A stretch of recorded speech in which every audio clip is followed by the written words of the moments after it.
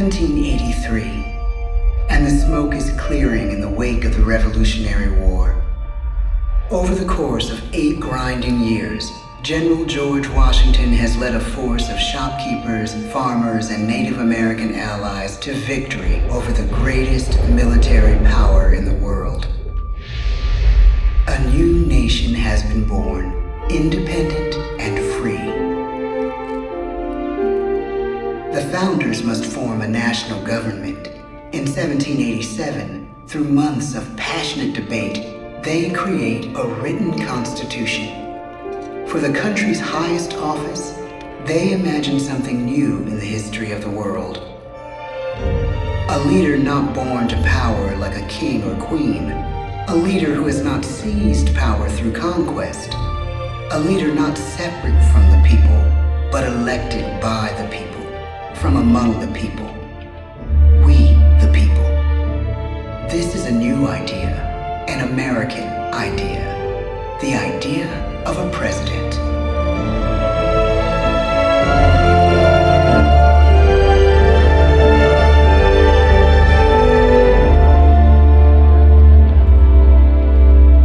The people don't know exactly what a president will be, but there is little doubt who it will be.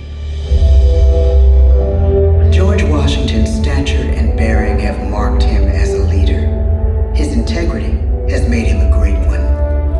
Washington knows that many generals who have led successful revolutions make themselves dictators or kings. Instead, he steps down from power and retires to his home, Mount Vernon. The world takes note, and George Washington becomes the symbol of American ideals. In the first presidential election, it's Washington by a landslide. The only doubt seems to be his own. He writes, "Integrity and firmness is all I can promise. Integrity and firmness is exactly what we need." Everything he does as president will set a model for his successors. His final act may be the most important of all. After 2 terms, with no term limit in the Constitution and amid overwhelming support to stay in office, he steps down once again and hands power back to the people. He wants us to speak, to elect a new president. During the early years of the Republic, we choose leaders as different as Thomas Jefferson, John Adams, and Andrew Jackson. Elections are often bitter. Each president stands at that fiery intersection where personal character meets the challenges of the times. Some call the presidency a glorious burden. Jefferson calls it a splendid misery. We, the people, must choose well. We elect 15 presidents before the course of history brings us to the edge of a crisis like no other. A nation born of freedom still permits slavery. As the country pushes west, will new states be slave or free? The question produces bitter conflict. The issue rocks the election of 1860 and brings Abraham Lincoln onto the national stage. Tall, lanky, some say uncouth candidate from Illinois is a master of words at a time when speeches are printed in full for people to read. A house divided against itself cannot stand, he said. With Lincoln's election, the House does indeed divide. Civil War. 11 states secede from the Union. The war becomes a defining passage in the American story. The president's own inner strength and depth of character changed the course of history. Lincoln had come up the hard way, on the American frontier, desperately poor, with less than a year of formal schooling. His early years were scarred by tragedy, the death of his mother, his sister, his first love. He struggles with depression, but never loses his determination to rise above it. He once said he's driven by a desire to leave the world a little better place for having lived in it. The war rages. Lincoln fights to preserve the Union and end slavery. Neither is a sure thing. At Gettysburg, Pennsylvania, 6 months after one of the bloodiest battles of the war, the president dedicates a cemetery to the thousands of soldiers who died there, in words we can never forget.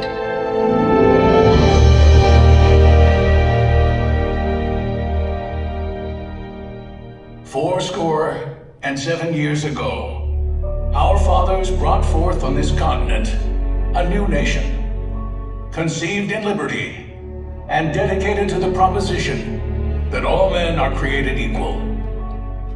Now we are engaged in a great civil war, testing whether that nation or any nation so conceived and so dedicated can long endure. We are met on a great battlefield of that war. We have come to dedicate a portion of that field as a final resting place for those who here gave their lives, that that nation might live. It is altogether fitting and proper that we should do this. But in a larger sense, we cannot dedicate, we cannot consecrate, we cannot hallow this ground. The brave men, living and dead, who struggled here, have consecrated it far above our poor power to add or detract. The world will little note, nor long remember what we say here, but it can never forget what they did here. It is for us, the living, rather, to be dedicated here to the unfinished work which they who fought here have thus far so nobly advanced. It is rather for us to be here dedicated to the great task remaining before us, that from these honored dead we take increased devotion to that cause for which they gave the last full measure of devotion. That we here highly resolve that these dead shall not have died in vain, that this nation, under God, shall have a new birth of freedom, and the government of the people, by the people, for the people, shall not perish from the earth. The blood of over 500,000 Americans is spilled in this Civil War. President Lincoln's enduring hope is to give true meaning to the sacrifices of so many, to lead us to that new birth of freedom. With the end of the war and the end of slavery, a new birth truly begins. As we roll toward the 20th century, settlers roll west on wagon wheels and railroads connect the nation coast to coast. Millions of immigrants pour in from Europe and Asia. Population doubles. Our economy triples. Our standing among nations rises.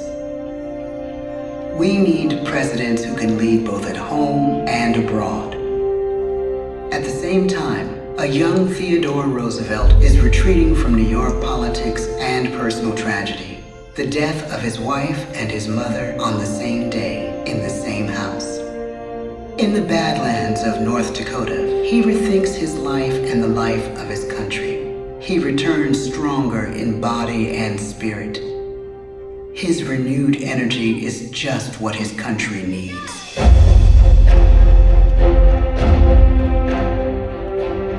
American industry is booming, but social tensions are rising. A progressive movement is bubbling up, pushing for change, and change is needed in the working and living conditions in cities. The gap widens between rich and poor. The demand for change grows stronger. Teddy Roosevelt is a knight on a crusade. He speaks with force and vitality in clear terms that make colorful headlines at a time when mass market newspapers have become the new media. To define his foreign policy, he borrows a phrase from an African proverb: speak softly and carry a big stick. But his greatest accomplishments are made at home. He breaks up giant monopolies, protects workers' rights, and calls for a square deal for all Americans, rich and poor, capitalist and wage earner. And a square deal for every man and every woman in the United States.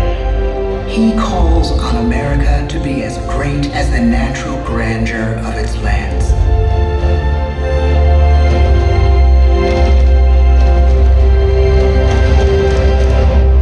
Keep your eyes on the stars and your feet on the ground, he tells us. And we do.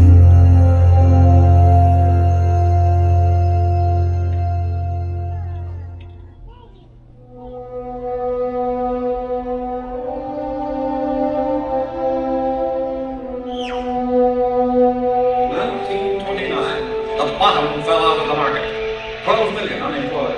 The bread lines and the soup. The results, the 1932 election now appear. When we elect our 32nd president, it is the worst of times. The course of history and the course of one president's life again shape a turning point in our national destiny. Franklin D. Roosevelt, paralyzed by polio, knows how to restore the faith of a people paralyzed by the Great Depression. I believe in practical explanation and in practical policy. He has found the inner strength his countrymen now need. He speaks to us like a friend, a neighbor. His optimism is contagious, his voice perfect for the latest breakthrough medium, radio. He calls us to believe we have nothing to fear but fear itself. And we do believe. Tonight's attacks on England are perhaps the most widespread of the war in the course of the day. But an even greater challenge dominates his final years in office. The Second World War.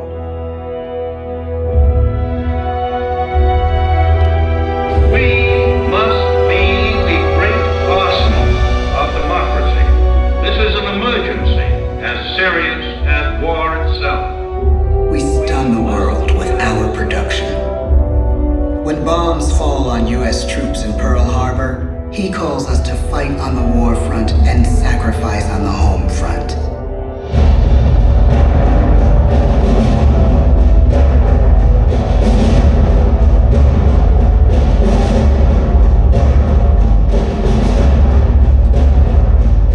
The harder the sacrifice, the more glorious the triumph. So spoke America in the year 1776. So speak Americans today. The world changes. The country changes. And yet, in one sense, what we need most from our presidents has never changed. A guiding vision that calls forth the best that America can be. Will outer space be developed for the benefit of all mankind? Or will it become another focus for the arms race? The choice is urgent, and it is ours to make. Ask not what your country can do for you. Ask what you can do for your country. But really, it's all of us who must overcome the crippling legacy of bigotry and injustice. And we shall overcome. One of the agreements that President Sadat and Prime Minister Begin are signing tonight is entitled A Framework for Peace in the Middle East. Mr. Gorbachev, tear down this wall. You have lost too much, but you have certainly not lost America. I can hear you. The rest of the world hears you. Loving this country requires the willingness to speak out for what is right, to shake up the status quo. That's America. Our presidency is no longer just an idea. It is an idea with a proud history. Ladies and gentlemen,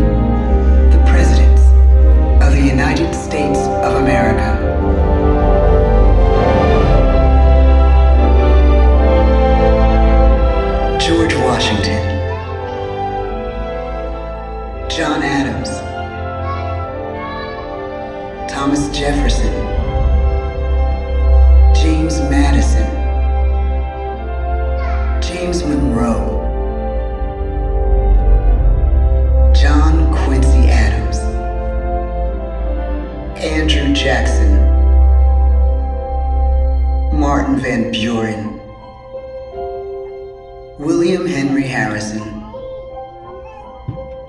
John Tyler, James K. Polk, Zachary Taylor, Millard Fillmore, Franklin Pierce, James Buchanan, Abraham Lincoln, Andrew Johnson, Ulysses S. Grant, Rutherford B. Hayes, James A. Garfield, Chester A. Arthur, Grover Cleveland, Benjamin Harrison, William McKinley, Theodore Roosevelt, William Howard Taft, Woodrow Wilson, Warren G. Harding, Calvin Coolidge, Herbert Hoover, Franklin D. Roosevelt, Harry S. Truman, Dwight D. Eisenhower, John F. Kennedy, Lyndon B. Johnson, Richard M. Nixon, Gerald R. Ford, Jimmy Carter, Ronald Reagan, George Bush, Bill Clinton, George W. Bush, Barack Obama, Donald Trump,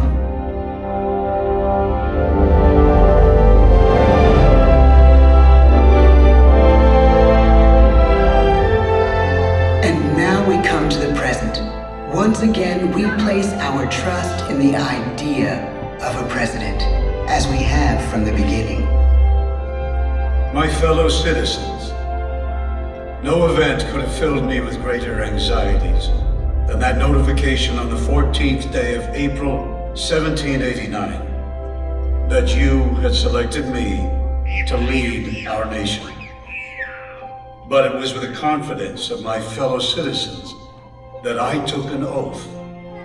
35 simple words that have been repeated by every American president throughout history. I, Joseph Robinette Biden Jr., do solemnly swear that I will faithfully execute the office of President of the United States, and I will, to the best of my ability, preserve, protect, and defend the Constitution of the United States. So help me God.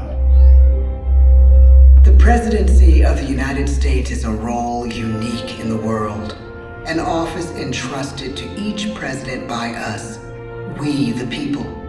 Therein lies the genius of that new idea, now over 200 years old. A new idea our presidents have turned into a great American idea again and again.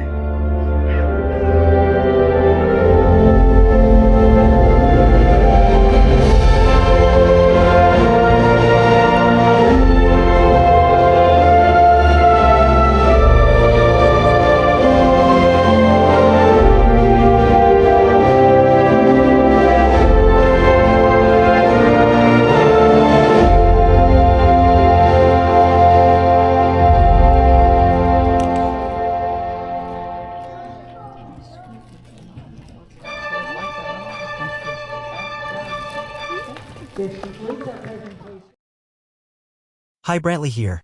If you enjoyed this video, please smash the like button and subscribe to our channel. It really helps us with the YouTube algorithm. Thanks for watching.